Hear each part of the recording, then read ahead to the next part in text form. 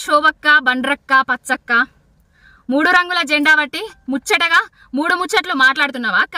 ఏమిచ్చినవక్క speaker కు?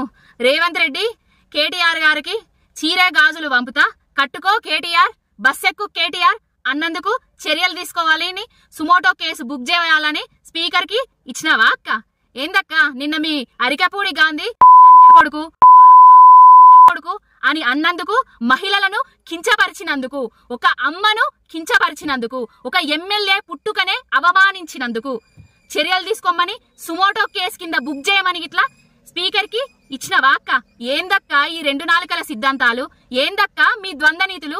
మీకో నీతి మాకో Neeta? Speaker అందరికీ స్పీకరే. మా మీద వ్యాఖ్యలు చేసినప్పుడు ఎందుకు చర్యలు తీసుకోలేదు? ఎందుకు సుమోటో కేసులుగా బుక్ కాలేదు? మీరందరూ ఎక్కడున్నారు?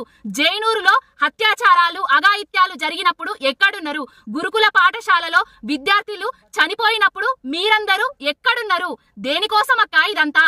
కేసీఆర్ గారే బయటకు వచ్చేందుకు చెప్పాలక్క?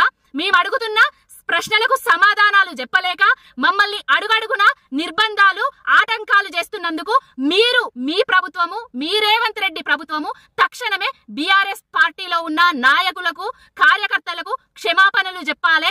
ఇన్ని రోజులు ఏవైతే జరిగినాయో అమానవీయ సంఘటనలు తెలంగాణలో 1800 అత్యాచారాలు అఘాయిత్యాలు, వాటి మీద కూడా రేవంత్ రెడ్డి సర్కారు వైఫల్యం వల్లనే, రేవంత్ రెడ్డి వైఫల్యం వల్లనే, కాంగ్రెస్ ప్రభుత్వ వైఫల్యం వల్లనే జరిగిందని కేసులు బుక్ చేసుకోర్రి, సుమోటోలుగా స్వీకరించుర్రి. మహిళా కమిషన్ ఒక్క కాంగ్రెస్ కే కమిషన్ గా వ్యవహరించద్దు. రాజ్యాంగబద్ధమైన సంస్థలవి, అందరికీ ఒకటే, అందరికీ ఒక్క నీతే.